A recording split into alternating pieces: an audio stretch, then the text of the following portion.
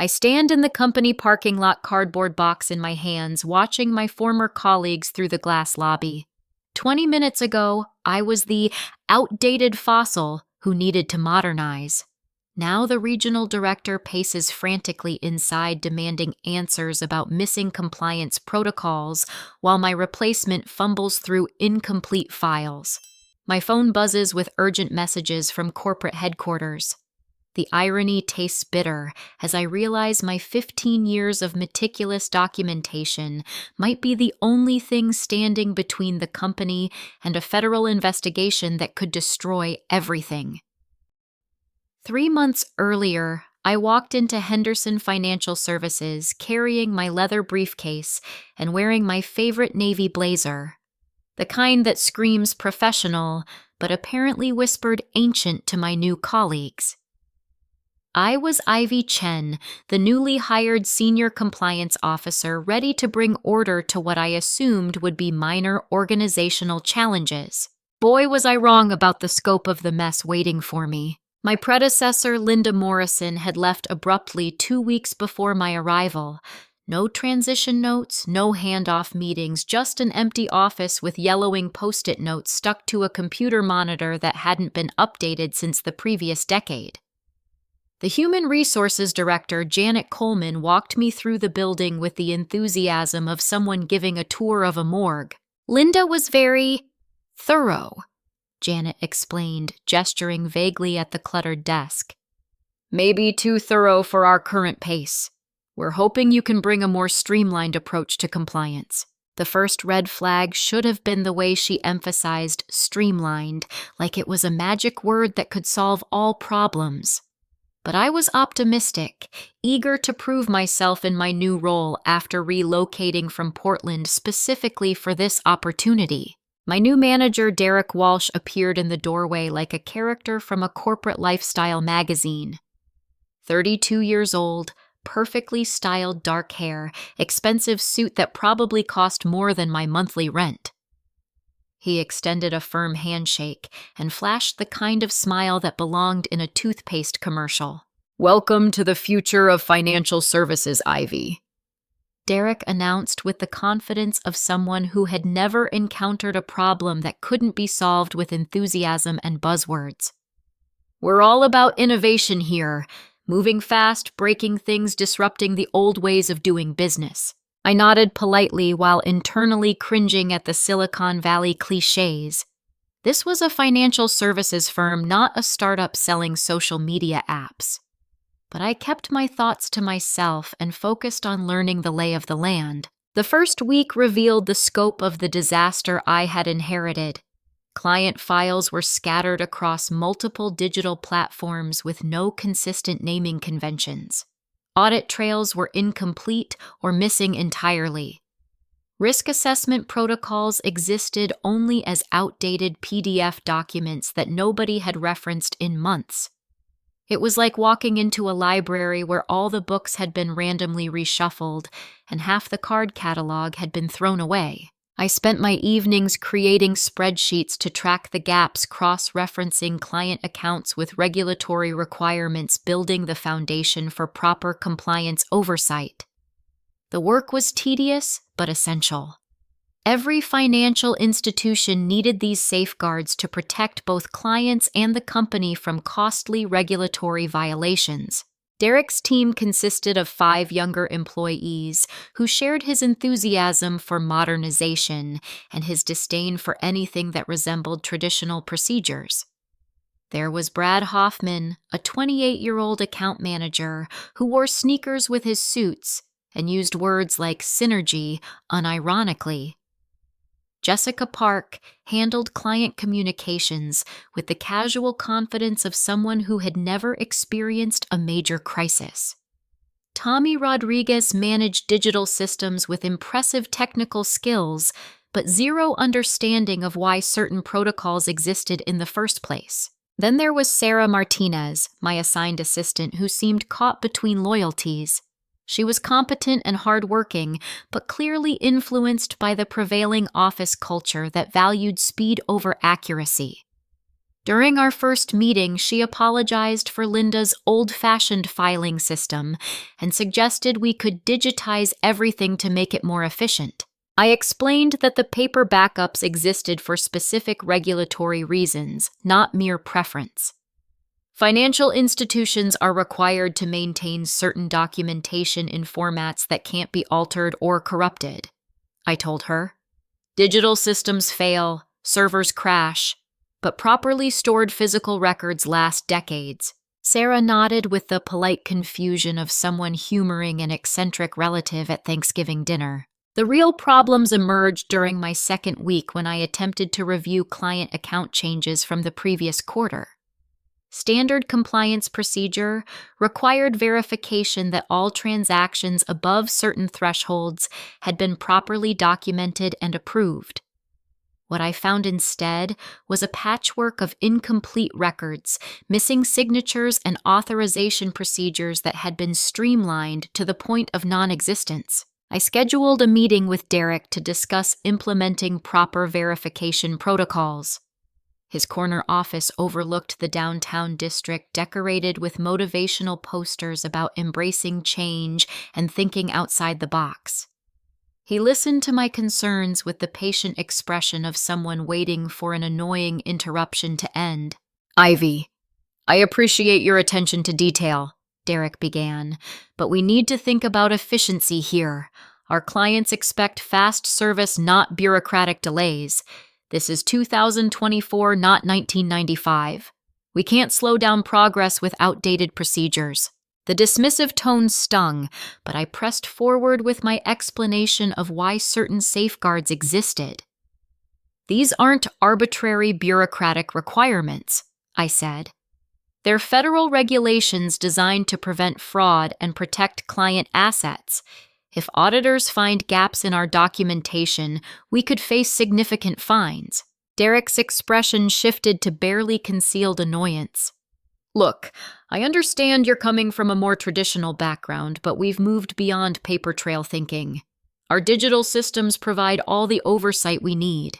Trust me, I've been doing this for 8 years. 8 years.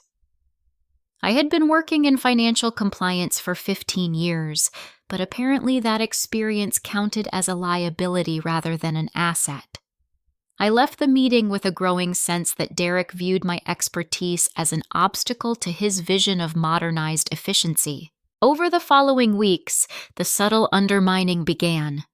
Derek would schedule staff meetings without including me, then apologize with explanations about streamlining communication. He reassigned several of my key responsibilities to junior staff members who lacked proper training in regulatory requirements. When I tried to address these concerns, he suggested I was having difficulty adapting to our collaborative culture. The breaking point came during a staff meeting in late September. Derek had gathered the entire team to discuss optimization strategies for the fourth quarter. I had prepared a presentation about implementing proper risk management protocols, complete with examples of regulatory violations at other firms and the resulting financial penalties. Derek allowed me to present for exactly 3 minutes before interrupting. "This is exactly what I'm talking about," he said to the room. "We can't let fear of hypothetical problems prevent us from serving our clients effectively. Ivy's approach might have worked in previous decades, but modern financial services require modern solutions." The younger staff members nodded along with Derek's dismissal. Brad Hoffman actually chuckled and made a joke about bringing back typewriters and carbon paper.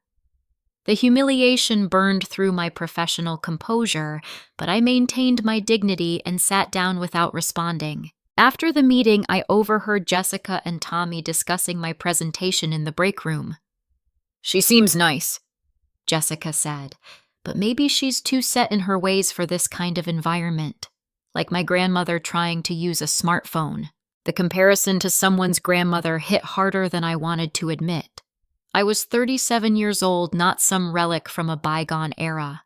My education and experience were assets, not liabilities, but the office culture had clearly decided otherwise. What none of them knew was that while they mocked my outdated methods, I was quietly preventing a catastrophe. Our digital security system had been compromised 3 weeks earlier by a sophisticated phishing attack that targeted financial institutions across the region. The breach went undetected by Derek's streamlined monitoring systems, but my old-fashioned practice of maintaining paper backups for critical client information meant we had clean records when the digital files were corrupted. I spent an entire weekend reconstructing client data from my physical files, ensuring that millions of dollars in assets remained properly tracked and protected. Derek never learned about the incident because I fixed the problem before it could impact operations. To him, everything was running smoothly because his modern systems showed no obvious failures. But I knew the truth. My grandmother tactics had just saved $43 million in client portfolios from potential loss or mismanagement, and nobody would ever know it happened. The irony would have been funny if it weren't so frustrating. While my colleagues celebrated their innovative approaches to financial management, I was working behind the scenes to prevent the exact disasters that innovative thinking can create when it ignores fundamental safeguards. Derek's vision of the future was seductive in its simplicity. Who wouldn't want faster service, streamlined processes, and efficient operations? But speed without safety is just recklessness with better marketing. And I was apparently the only person in the building who understood that distinction. October brought a new level of systematic exclusion that felt deliberate and coordinated. Derek began holding quick sync meetings every Tuesday morning at 7:30, supposedly to discuss weekly priorities. My calendar never received these invitations, and when I asked Sarah about them, she would look uncomfortable and mumble something about flexible scheduling for core team members. I learned about these meetings only when I noticed Brad and Jessica discussing action items that I had never heard of. When I approached Derek directly about being excluded, he gave me that patient smile again and explained that these were operational discussions that didn't require compliance oversight. "We're trying to minimize meeting overhead," he said. "You'll be brought in when compliance input is specifically needed." The problem was that compliance input was needed for everything they were discussing. They were making decisions about client account management, transaction protocols, and risk assessment procedures without any understanding of regulatory requirements. It was like watching people perform surgery while insisting they didn't need medical training because they had watched YouTube videos. My access to essential databases began disappearing piece by piece. First, Derek revoked my administrative privileges for the client relationship management system, claiming that role-based access would improve security. Then he restricted my ability to review transaction logs, explaining that streamlined oversight would reduce redundancy in our processes. Each restriction came with a reasonable-sounding explanation, but the cumulative effect was to blind me to exactly the kind of irregularities I was hired to monitor. I felt like a security guard whose keys were being taken away one at a time while being told it was for everyone's protection.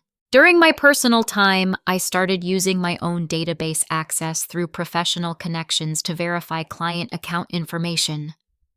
What I discovered made my blood run cold.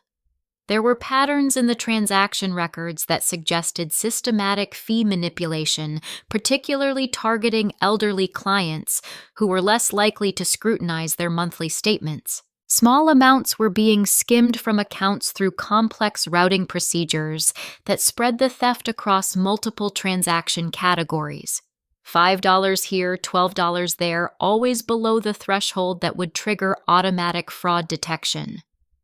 But across dozens of accounts over several months, the total was approaching 6 figures. The sophistication of the scheme suggested someone with intimate knowledge of both our internal systems and federal monitoring protocols. Someone who understood exactly how to manipulate transactions without triggering regulatory alerts. Someone like Derek, whose 8 years of experience included extensive training in transaction processing and oversight avoidance. I documented everything I could access, creating detailed spreadsheets that tracked the suspicious patterns across different client portfolios. The evidence was circumstantial but compelling. If I was right about Derek's involvement, his enthusiasm for modernizing our compliance procedures wasn't about efficiency at all.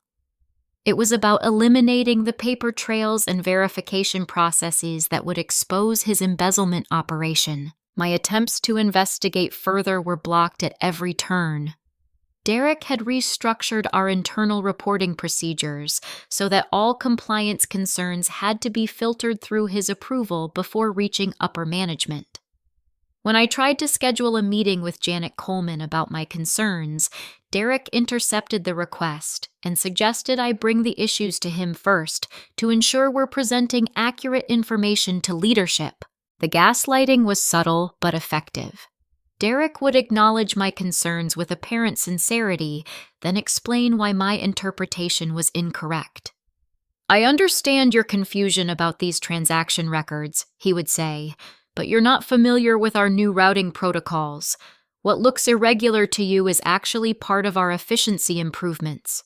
He began scheduling me for performance improvement discussions, documented meetings where he would express concern about my adaptation challenges and resistance to collaborative feedback.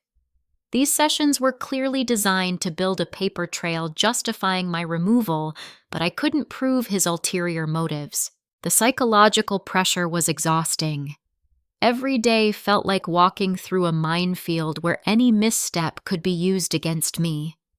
I found myself second-guessing observations that I knew were accurate, wondering if Derek's confident dismissals meant I was missing something obvious. Sarah Martinez became caught in the middle of this conflict. Derek had instructed her to filter my requests for information through his approval process, effectively turning my own assistant into a bottleneck that prevented me from doing my job. But Sarah seemed uncomfortable with the arrangement, often apologizing for delays that were clearly not her fault. During a quiet moment in late October, Sarah approached my desk with obvious nervousness. "Ivy, I wanted to ask you something," she said, glancing around to make sure we weren't being overheard. "Some of the procedures Derek has us following seem different from what Linda used to require. Are you sure the changes are okay from a compliance perspective?" The question confirmed my suspicion that Sarah recognized something was wrong, but felt trapped by office politics. I chose my words carefully, not wanting to put her in a difficult position while still encouraging her professional instincts. "Trust your training," I told her. "If something seems inconsistent with proper procedures, document your concerns. Good compliance practices exist for important reasons regardless of who implements them." Sarah nodded with understanding, but I could see the conflict in her expression. She wanted to do the right thing, but challenging Derek would require courage that could cost her job. The situation escalated when Derek announced during a November staff meeting that he was optimizing our documentation requirements by eliminating several verification steps that he characterized as redundant legacy processes. These weren't redundant at all. They were federally mandated safeguards that prevented exactly the kind of fraud I suspected him of committing. I objected during the meeting, explaining that these procedures were required by banking regulations, not optional conveniences. Derek listened with exaggerated patience, then addressed the room as if I weren't sitting right there. "This is what happens when people get too attached to old ways of doing things," he said. "Fear of change becomes more important than serving our clients effectively. We need to focus on results, not process worship." The phrase process worship stung because it deliberately mischaracterized my concerns. I wasn't attached to procedures for their own sake. I understood why they existed and what happened when they were ignored. But Derek's framing made my expertise sound like superstition, and the younger staff members bought into his narrative completely. After the meeting, Brad Hoffman approached me with what he probably thought was helpful advice. Maybe you should consider embracing Derek's vision, he suggested. Fighting change just makes everything harder for everyone. The condescension was maddening, but I maintained my professional composure. I'm not fighting change, I replied. I'm trying to prevent regulatory violations that could cost us millions in fines. Brad shrugged with the casual indifference of someone who had never experienced serious consequences. Derek knows what he's doing, he said. Maybe trust the process. Trust the process.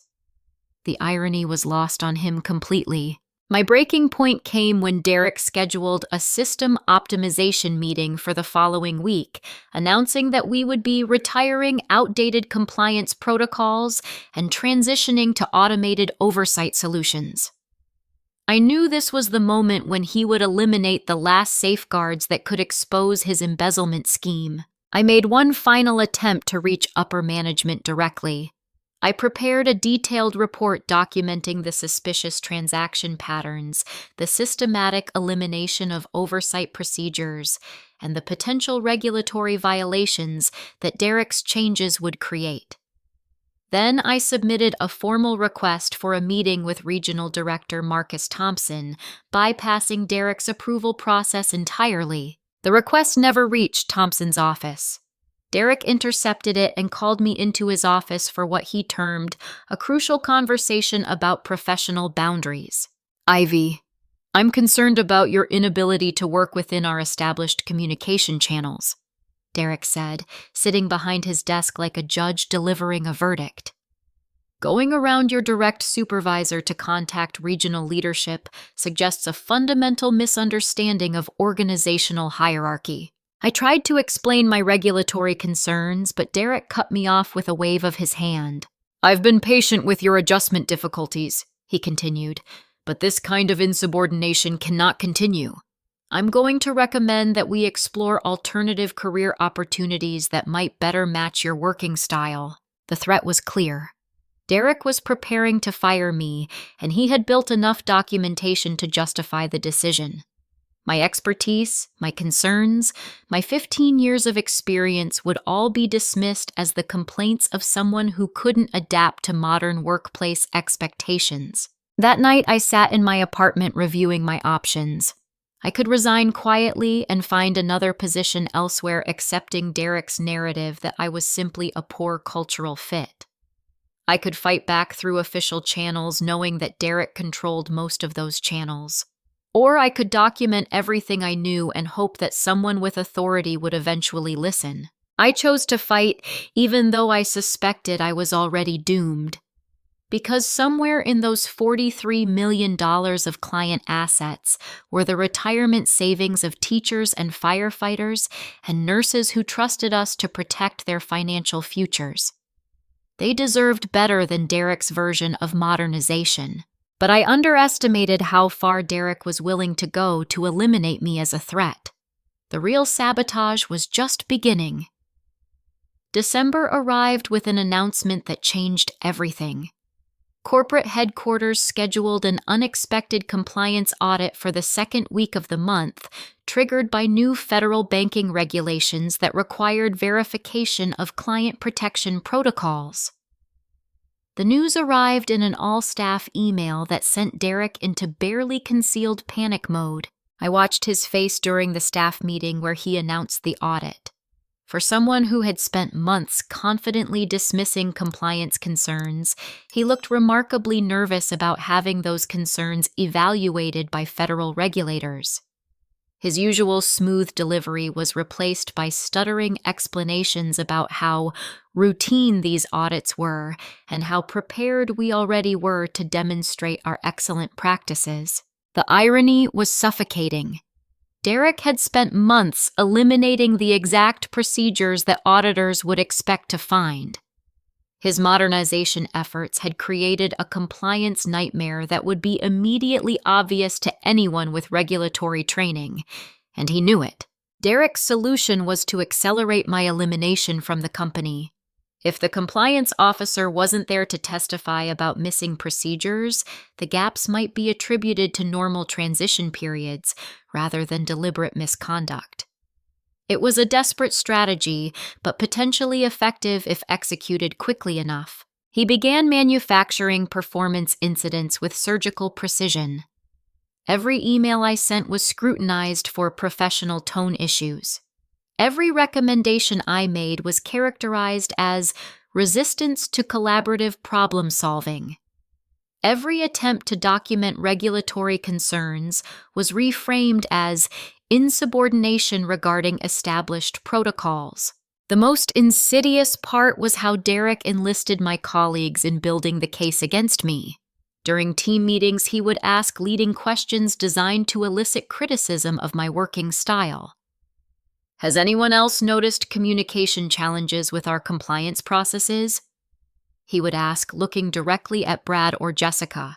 They would dutifully provide examples of times when I had insisted on following proper procedures instead of taking shortcuts. Derek would nod gravely and suggest that these instances demonstrated my inflexibility regarding modern workflow optimization. The psychological warfare was exhausting. I felt like I was drowning in a sea of corporate doublespeak, where every attempt to surface was pushed down by another wave of manufactured criticism. Derek had turned my expertise into a liability and my conscientiousness into evidence of incompetence. My access to critical systems continued disappearing.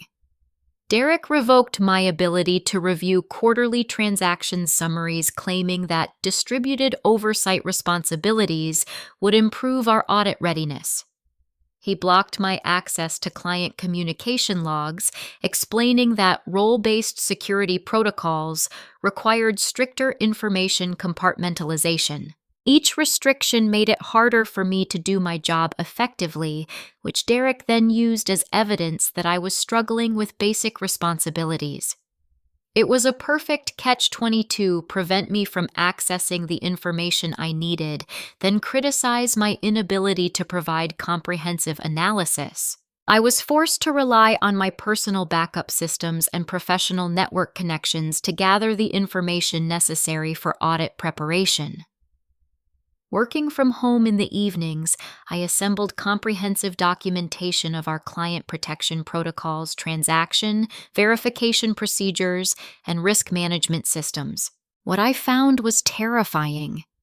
Derek's systematic elimination of oversight procedures had created exactly the kind of regulatory gaps that federal auditors were trained to identify. We were facing potential fines in the millions of dollars, possible criminal prosecution for negligent client protection, and the likelihood that several executives would face personal liability for regulatory violations. But when I tried to present this analysis to Derek, he dismissed my concerns with increasing hostility. "Your catastrophizing is exactly why we need fresh perspective in compliance," he told me during a particularly tense meeting. "You see problems that don't exist and ignore solutions that do exist." I asked him to identify the solutions he was referring to. His response was a masterclass in evasive corporate speak that essentially boiled down to trusting that everything would work out fine because he believed it would work out fine. The situation with Sarah Martinez became more complicated as Derek pressured her to provide evidence of my alleged performance problems. During a private conversation, she confessed that Derek had asked her to document times when I had been difficult to work with or resistant to feedback. "I don't know what to tell him," Sarah said quietly. "You've always been professional and helpful, but he keeps asking for specific examples of problems, and I don't have any real ones to give him." I advised her to document only factual interactions and avoid subjective interpretations that could be mischaracterized. But I knew Derek would eventually find ways to pressure her into providing the testimony he needed, whether or not it was accurate. The breaking point came when Derek called a special compliance review meeting with Janet Coleman from Human Resources. The meeting was scheduled for December 10th, exactly 3 days before the federal audit was supposed to begin. The timing was clearly designed to remove me before auditors could ask awkward questions about my absence. Derek had prepared a comprehensive file of my alleged performance problems, complete with documentation of communication issues, resistance to modernization, and insubordination regarding management directives. The file was impressive in its thoroughness and completely misleading in its characterization of events. I was given 24 hours to prepare a response, which was nowhere near enough time to address the volume of distorted information Derek had assembled. More importantly, I realized that defending myself against these charges would require me to expose Derek's embezzlement operation, which would make the meeting about his misconduct rather than mine. But Derek had anticipated that strategy. When I attempted to present evidence of the suspicious transaction patterns, he cut me off with a prepared explanation about regulatory modernization and automated oversight protocols that made my concerns sound paranoid and outdated. Janet Coleman listened to both presentations with the expression of someone who had already made her decision before entering the room. She asked a few perfunctory questions about specific incidents, but it was clear that Derek's narrative had been accepted as the official version of events. The final blow came when Derek presented what he called concerning evidence of my alleged violation of client confidentiality protocols. According to his documentation, I had accessed client records outside of normal business hours without proper authorization, potentially compromising sensitive financial information. The accusation was technically true, but completely misleading. I had accessed those records from home using my legitimate credentials to prepare audit documentation that Derek had prevented me from creating during normal business hours. But Derek's presentation made it sound like I was stealing client information for personal use. I tried to explain this context, but Janet interrupted with concerns about protocol violations and security breaches that made my explanations sound like excuses. Derek had successfully reframed my attempt to protect the company as evidence of my untrustworthiness. The meeting ended with Janet's announcement that my employment would be transitioned effective immediately pending a full investigation of the confidentiality concerns. Security would escort me from the building that afternoon to ensure proper protection of sensitive materials. I sat in my office afterwards staring at the cardboard box that security had provided for my personal belongings. 15 years of financial compliance experience reduced to a few framed certificates and a coffee mug with my college logo. Derek's victory was complete, and I had no recourse that wouldn't take months to pursue through official channels. But as I packed my belongings, I noticed something that Derek had overlooked in his rush to eliminate me. My personal database backups contained complete transaction records for the suspicious patterns I had identified. If federal auditors were thorough in their investigation, they would eventually discover the same discrepancies I had found. Derek might have won the battle, but the war was far from over. He had successfully removed me from the building, but he couldn't remove the evidence of his misconduct from federal monitoring systems. And he definitely couldn't remove the compliance protocols that his elimination of oversight procedures had violated. I just hoped someone with authority would ask the right questions before Derek could complete his cover-up. The termination meeting began at 2 o'clock on December 10th in Janet Coleman's sterile conference room. Gray walls, fluorescent lighting, and a polished table that reflected my nervous face as I sat across from Derek and Janet. The setting felt deliberately chosen to emphasize the gravity of my alleged transgressions. Derek had prepared his presentation with the thoroughness of a prosecutor building a criminal case. He began with a timeline of my performance difficulties, starting from my first week and building toward what he characterized as a pattern of insubordination and resistance to constructive feedback. According to Derek's narrative, I had consistently undermined team morale through negative attitudes toward modernization efforts. He presented screenshots of emails where I had raised compliance concerns, describing them as evidence of my inability to embrace collaborative problem-solving approaches. The most damaging evidence was his documentation of my after-hours database access.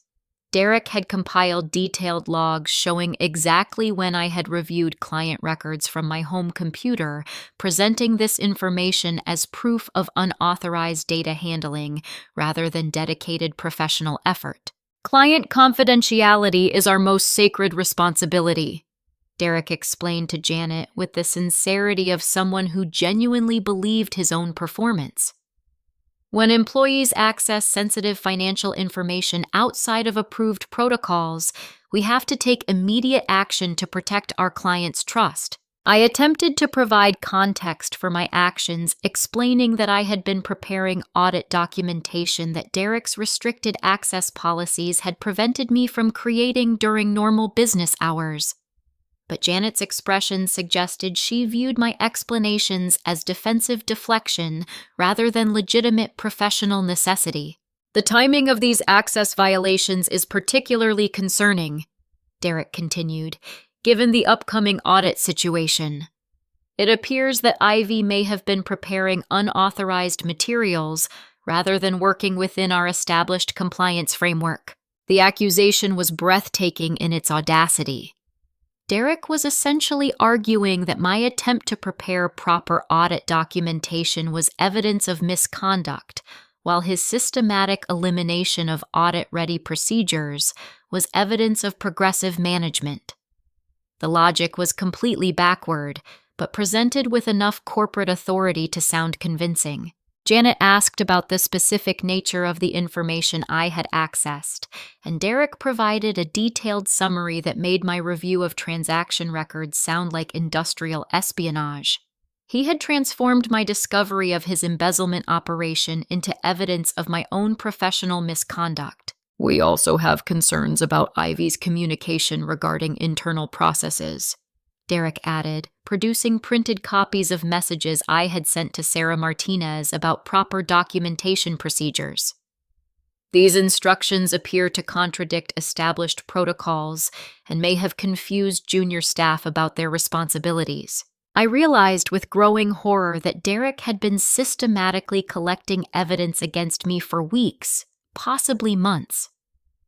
Every email I had sent, every procedure I had questioned, every attempt to maintain proper compliance protocols had been documented and reinterpreted as proof of my unsuitability for the position. The final blow came when Derek presented testimony from Brad Hoffman and Jessica Park about my resistance to collaborative feedback and negative impact on team dynamics. Their statements were carefully worded to avoid outright lies while supporting Derek's narrative about my alleged performance problems. I want to emphasize that this decision brings me no pleasure, Derek concluded with practiced solemnity. Ivy clearly has extensive experience in traditional compliance approaches, but our organization requires professionals who can adapt to modern challenges rather than insisting on outdated methodologies. Janet thanked Derek for his thorough and thoughtful analysis and turned to me for my response. I had prepared detailed documentation of Derek's suspicious transaction patterns, evidence of his systematic elimination of oversight procedures, and examples of his deliberate exclusion of compliance input from operational decisions. But I realized that presenting this information would require me to admit that I had been investigating Derek's activities using methods that he had already characterized as unauthorized and potentially unethical. Anything I said would be reframed as the desperate accusations of someone trying to deflect attention from their own misconduct. I chose to focus on the procedural concerns, rather than the personal accusations explaining why the eliminated compliance protocols were federally mandated requirements rather than optional preferences.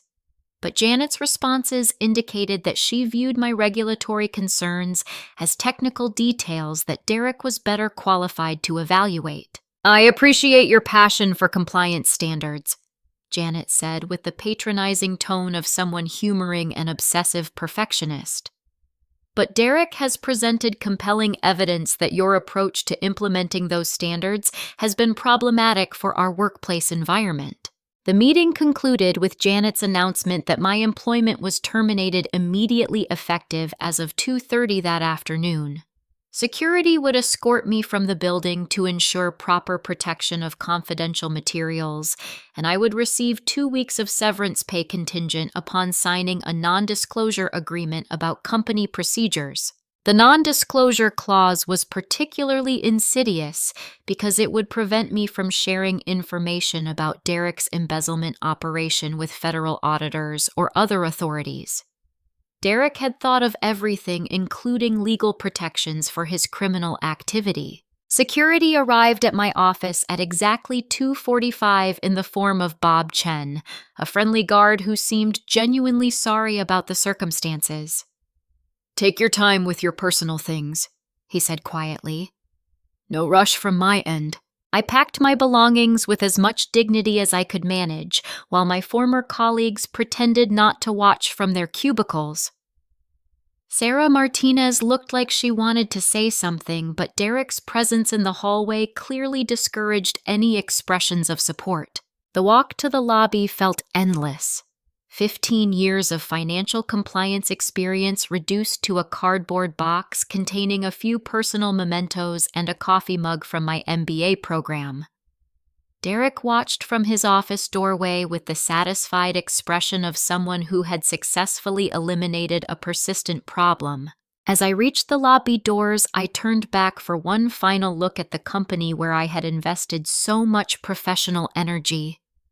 Derek was already returning to his office, probably to begin destroying whatever evidence of his misconduct remained accessible through internal systems. I walked to my car feeling completely defeated. Derek had outmaneuvered me at every turn, using my own expertise against me while building an unassailable case for my removal. His criminal activity would continue unchecked, protected by legal agreements and corporate procedures that favored management prerogatives over regulatory compliance. But as I sat in the parking lot staring at the building through my windshield, my phone began buzzing with urgent notifications. The first message was from an unknown number with a federal government prefix, then another from Marcus Thompson's office, then a third from an automated system indicating that banking regulators were requesting immediate access to compliance documentation. I checked the timestamp on the messages and felt my heart skip. The first call had come in at 2:57, exactly 12 minutes after my termination became official.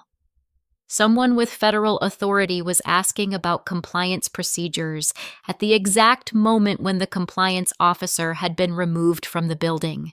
Through the lobby windows, I could see increased activity inside the building. People were moving quickly between offices, and Derek's confident posture had been replaced by visible agitation. Something was happening that he hadn't anticipated. My phone rang with a call from Marcus Thompson's direct line. I answered with trembling fingers, uncertain what to expect. "Ms. Chen, this is Regional Director Thompson.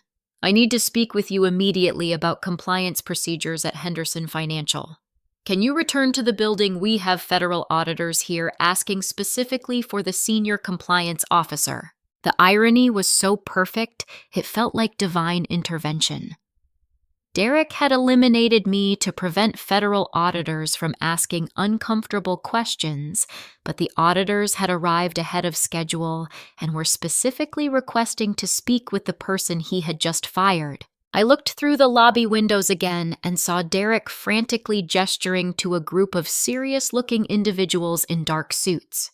Federal auditors exactly 37 minutes ahead of their scheduled arrival time. "I'll be right there," I told Thompson, grabbing my cardboard box and heading back toward the building where my professional vindication was apparently waiting.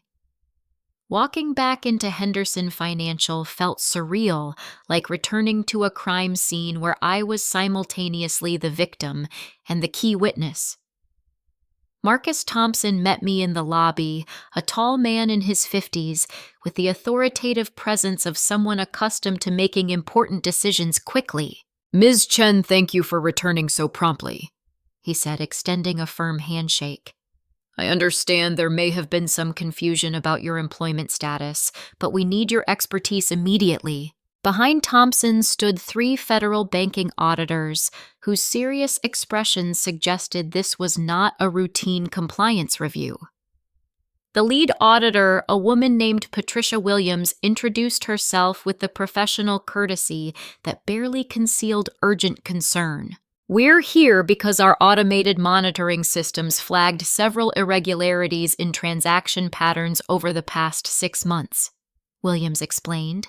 We need to review your compliance documentation to understand what safeguards are in place to prevent fraudulent activity. I glanced toward Derek's office and saw him watching our conversation with barely concealed panic. He had positioned himself near the conference room where he could observe but not overhear our discussion, clearly trying to assess how much trouble he was facing. I'd be happy to provide whatever information you need, I told Williams, but I should mention that I was terminated from my position approximately 1 hour ago. My access to current systems has been revoked. Thompson's expression darkened with obvious displeasure. Terminated today, during a federal compliance audit. The timing looked suspicious, even without knowledge of Derek's underlying motives. Firing the senior compliance officer on the same day that federal auditors arrived to investigate potential fraud created an appearance of obstruction that would draw additional scrutiny from regulators. Williams asked pointed questions about the specific nature of my termination, and I provided factual answers without editorial commentary. I explained that my employment had been ended due to alleged performance issues and protocol violations, emphasizing that I disagreed with those characterizations, but wanted to focus on their compliance concerns. What can you tell us about transaction oversight procedures for client accounts? Williams asked, pulling out a tablet with screenshots of the suspicious patterns I had identified weeks earlier. I recognized the data immediately. The automated federal monitoring systems had detected the same fee manipulation schemes that I had documented in my personal files. The auditors were here because Derek's embezzlement operation had triggered algorithmic alerts designed to identify systematic fraud. The patterns you're showing me are consistent with concerns I raised internally about potential irregularities, I said carefully. I documented these issues and attempted to implement additional oversight procedures, but those efforts were characterized as resistance to operational modernization. Thompson requested details about the specific oversight procedures that had been eliminated, and I provided a comprehensive summary of the safeguards that Derek had systematically removed. As I explained each deleted protocol, Williams made notes with increasing urgency. These procedures are federally mandated requirements, Williams said with obvious concern. Banking institutions are required to maintain these safeguards regardless of operational preferences. I nodded in agreement.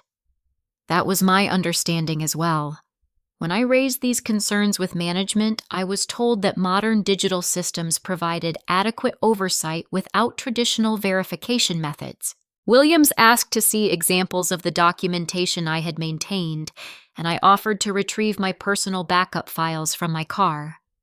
The auditors exchanged glances that suggested this request was highly irregular, but potentially essential for their investigation. When I returned with my laptop and external drives, the conference room had filled with additional personnel. Sarah Martinez sat at one end of the table looking nervous but determined. Janet Coleman had joined the group with the expression of someone realizing they might have made a serious error in judgment.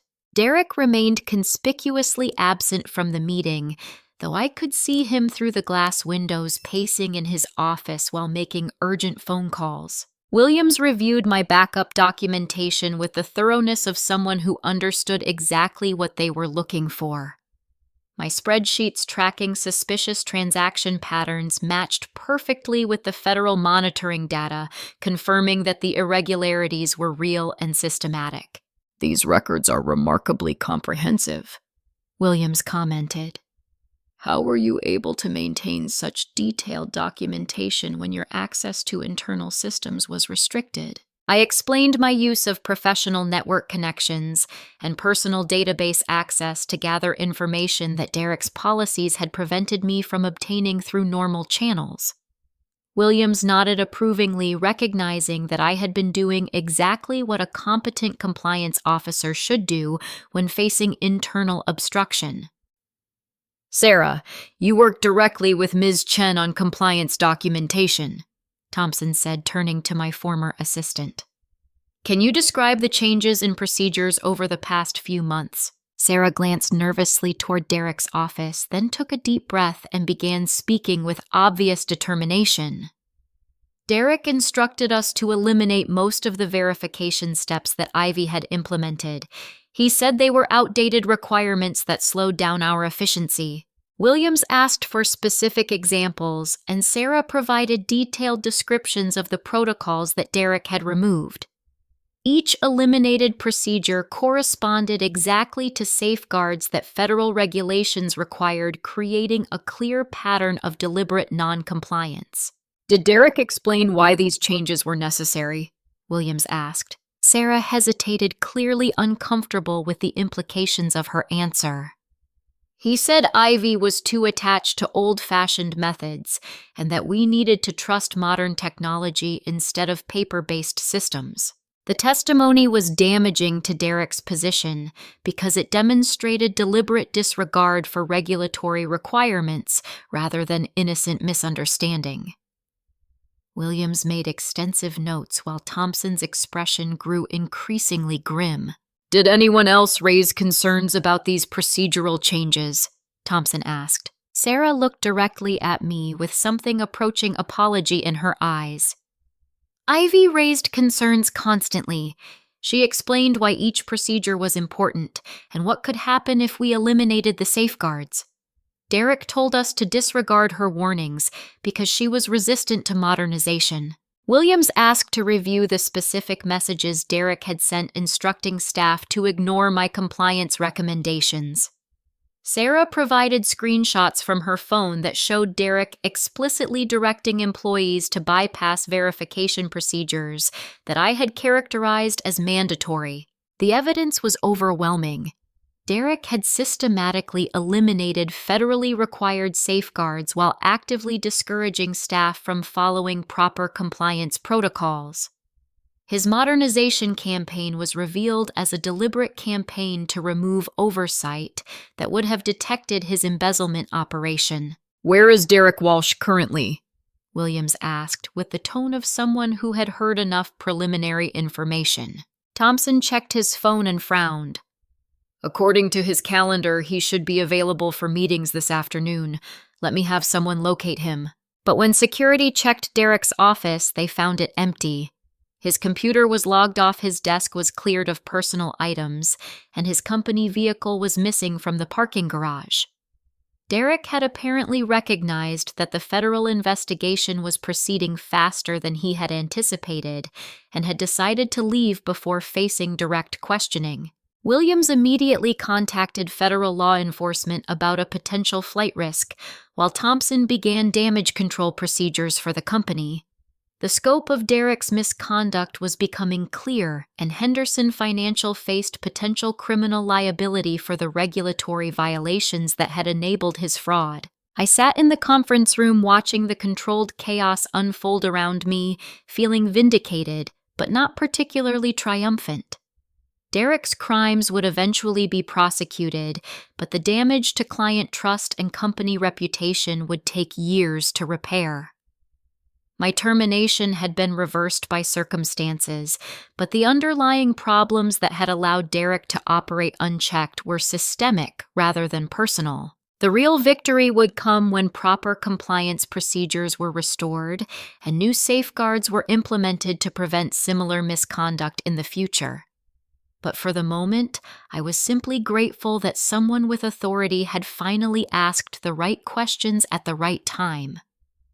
Federal agents arrived at Henderson Financial at 4:47 that afternoon, transforming the lobby into a scene from a law enforcement drama. Agent Jennifer Morrison and Agent David Kim from the FBI's Financial Crimes Unit took control of the investigation with the efficiency of professionals who had handled similar cases dozens of times before. Derek's hasty departure had elevated the situation from regulatory noncompliance to active federal investigation of embezzlement and obstruction of justice. His attempt to flee before facing questions had effectively confirmed the auditor's suspicions about deliberate criminal activity rather than administrative oversight. Agent Morrison interviewed me in the conference room while Agent Kim began securing Derek's office and computer systems. Her questions were thorough but respectful, focusing on the timeline of events and the specific evidence I had documented about suspicious transaction patterns. "Your backup documentation is exceptional," Morrison told me after reviewing my spreadsheets and analysis. "Most compliance officers don't maintain this level of detail, especially when facing internal resistance."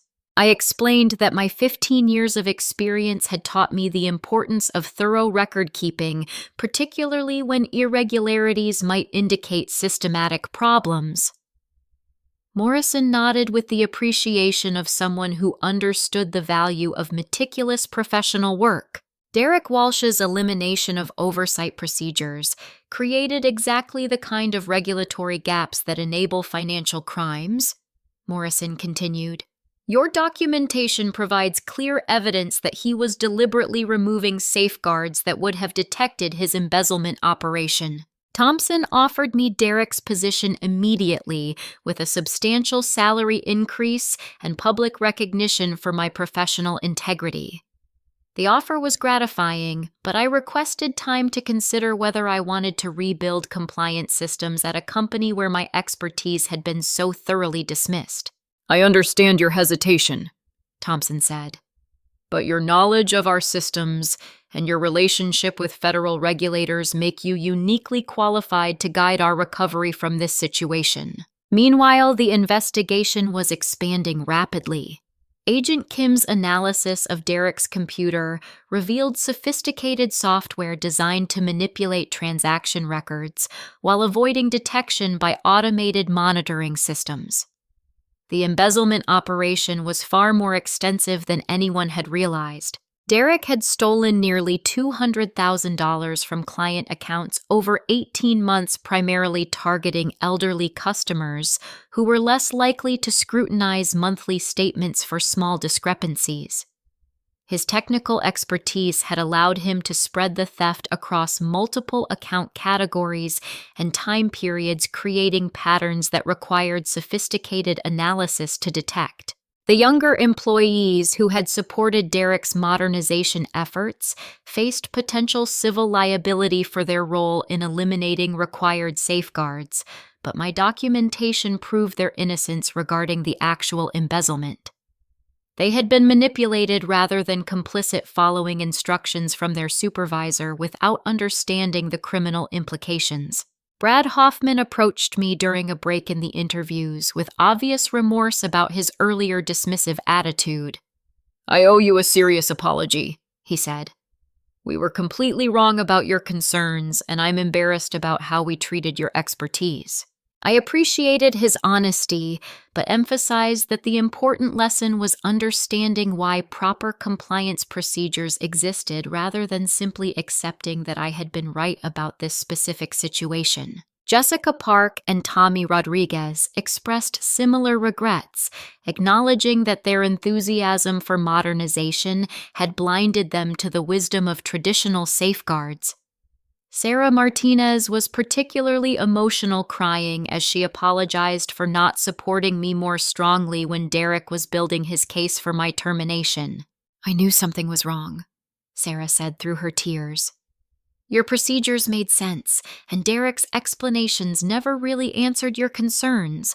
I should have spoken up, but I was afraid of losing my job." I reassured her that speaking up against a supervisor required courage that most employees struggle to find, especially in situations where the misconduct was carefully concealed behind reasonable-sounding explanations. The federal investigation revealed that Derek's case was part of a broader pattern of compliance violations at financial institutions across the region. His sophisticated manipulation techniques had been shared through online forums dedicated to exploiting regulatory gaps in digital banking systems. Williams explained that my documentation had provided crucial evidence for a multi-state investigation of similar embezzlement operations. Your backup procedures preserved information that would have been lost in most other cases, she told me. This evidence will help us prosecute several related cases and close loopholes that criminals have been exploiting. The praise from federal authorities was professionally satisfying, but the personal vindication felt even more meaningful. My colleagues who had mocked my old-fashioned methods were now learning that traditional verification procedures provided security that purely digital systems could not match. Thompson scheduled an all-company meeting to address the situation transparently. He explained that Derek had been terminated for criminal misconduct, that federal authorities were investigating potential charges, and that comprehensive compliance procedures would be restored immediately. Ivy Chen's professional integrity and thorough documentation have protected our company from far worse consequences, Thompson announced to the assembled staff. Her expertise prevented this situation from becoming a complete disaster, and we're fortunate that her backup procedures preserved evidence that Derek attempted to destroy. The recognition was gratifying, but more importantly, it established that compliance expertise would be valued and supported going forward.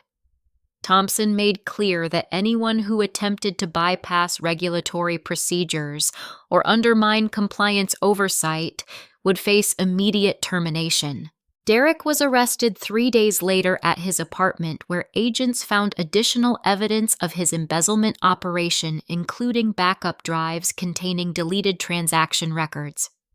His attempt to cover his tracks had been thorough, but not thorough enough to eliminate the digital forensic evidence that federal investigators were trained to recover. The charges against Derek included wire fraud, embezzlement, money laundering, and obstruction of a federal investigation.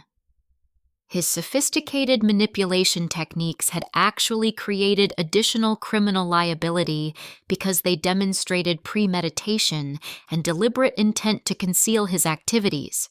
My reputation spread quickly throughout the regional financial services community as word of the investigation became public. Other companies began reaching out to offer positions, recognizing that my traditional approach to compliance provided exactly the kind of protection that their modernization efforts had been lacking. The irony was not lost on me. Derek's attempt to eliminate my influence had actually elevated my professional standing throughout the industry. His crimes had inadvertently demonstrated the value of the expertise he had tried to discredit. But the real satisfaction came from knowing that proper safeguards would be restored and that future employees would not face the kind of systematic undermining that had made Derek's crimes possible.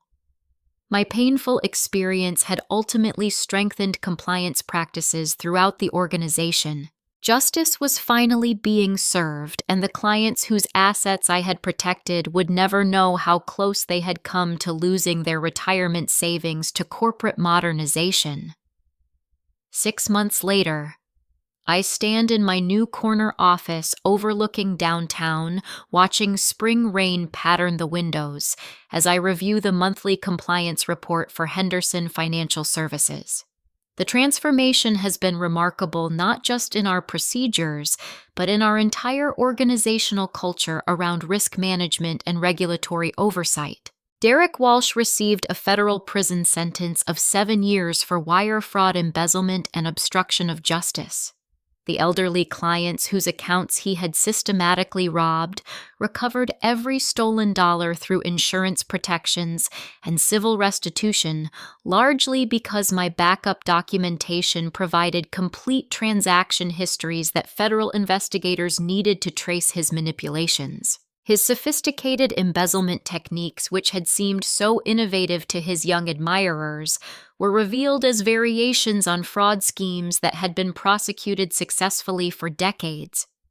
The traditional safeguards he had eliminated were specifically designed to prevent exactly the crimes he committed, which explained why regulatory authorities had mandated them in the first place. I accepted Thompson's offer to rebuild Henderson's compliance department, but only after negotiating terms that ensured proper authority and resources for regulatory oversight.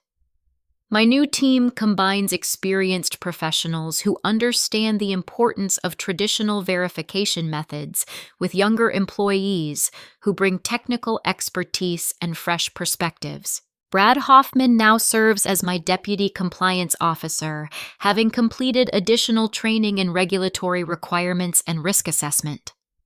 His enthusiasm for efficiency has been channeled into developing systems that streamline proper procedures rather than eliminating them entirely.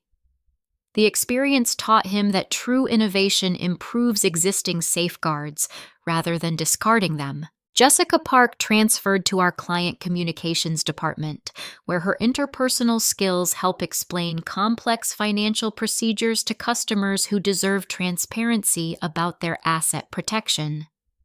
She often tells new employees about the importance of questioning management decisions that seem to contradict established safety protocols.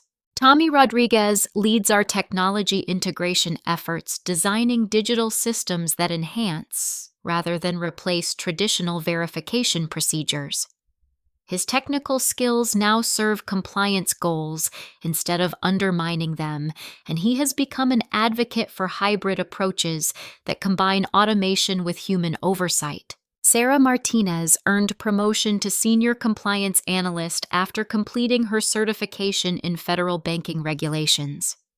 She demonstrates the courage to speak up when procedures seem inadequate, having learned that professional integrity sometimes requires challenging authority figures who prioritize convenience over safety. Our compliance framework has become a model for other financial institutions throughout the region. We maintain comprehensive paper backups for critical information while utilizing advanced digital tools for efficiency and analysis.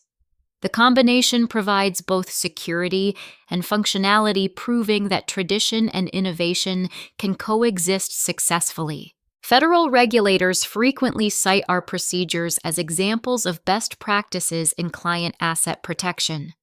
Williams visited last month to review our updated protocols and expressed hope that other companies would adopt similar approaches to balancing modernization with regulatory compliance. The industry recognition has been professionally rewarding, but more importantly, it has validated the principle that expertise and experience deserve respect, regardless of current trends in business methodology. My painful experience with Derek's systematic undermining has taught me valuable lessons about standing firm in professional convictions while remaining open to legitimate improvements. I have learned that genuine progress requires understanding what works before attempting to change it. Derek's modernization efforts failed because he discarded proven safeguards without comprehending their purpose or developing adequate replacements. His enthusiasm for efficiency blinded him to the wisdom embedded in traditional procedures. The distinction between innovation and destruction has become clearer through this experience. True innovation improves existing systems by addressing their limitations while preserving their strengths. Destruction simply eliminates obstacles without considering the consequences, often creating problems far worse than the inefficiencies it was meant to solve. My relationship with my colleagues has evolved beyond the superficial dynamics of age and technological familiarity that initially created division in our workplace. The younger employees who once viewed my methods as outdated now seek my mentorship, understanding that experience provides context that cannot be learned from training programs or industry publications. We have regular team discussions about balancing efficiency with safety, modernization with stability, innovation with proven practices. These conversations help everyone understand that compliance is not about limiting progress, but about ensuring that progress serves legitimate goals rather than creating unnecessary risks. The most meaningful change is in our organizational culture around questioning authority and challenging decisions that seem inconsistent with professional standards. Employees at every level now understand that speaking up about potential problems is a professional responsibility, not insubordination, and that management decisions are not automatically correct simply because they come from people with authority. Derek's criminal prosecution has had broader implications throughout the financial services industry. His case became a warning example in professional training programs about the dangers of eliminating regulatory safeguards without understanding their purpose. Several states have strengthened their oversight requirements specifically to prevent similar manipulation of compliance procedures. The civil lawsuits against Henderson Financial were settled quickly and favorably because my documentation provided clear evidence that the company had attempted to maintain proper procedures despite Derek's sabotage. Our legal liability was minimized because we could demonstrate good faith efforts to comply with regulatory requirements, even when those efforts were being systematically undermined. Thompson has become a strong advocate for compliance expertise throughout the company and the industry. He frequently speaks at conferences about the importance of supporting regulatory professionals and maintaining traditional safeguards even during periods of rapid technological change. My personal growth through this ordeal has been significant. I have learned to trust my professional judgment even when it conflicts with popular opinion, while remaining open to legitimate criticism and genuine opportunities for improvement. The experience taught me that being right about important matters sometimes requires enduring temporary isolation and professional discomfort. Most importantly, I have learned that integrity and competence eventually prove themselves when subjected to serious testing. Derek's attempts to discredit my expertise ultimately demonstrated its value more convincingly than any performance review or professional recommendation could have accomplished. The clients whose retirement savings I protected will never know how close they came to losing everything to corporate modernization run amok. Their trust in our institution was preserved because someone understood that financial security requires both innovation and wisdom, both efficiency and safety, both progress and protection. Looking back, I realized that my painful experience was necessary, not just for my own professional development, but for the broader lesson it provided about the importance of respecting expertise and maintaining essential safeguards in any organization. Derek's crimes were enabled by a culture that valued enthusiasm over competence and dismissed experience as obsolescence. The true victory is not my personal vindication, but the institutional changes that will protect future employees and clients from similar misconduct. Henderson Financial now has systems and culture that make Derek's type of manipulation impossible, and other companies are adopting similar protective measures. I end each day knowing that my work matters, that my expertise is valued, and that the painful lessons of this experience have created lasting improvements in how our industry approaches the balance between modernization and protection. Sometimes the most important battles are won not through dramatic confrontations, but through patient persistence and professional integrity.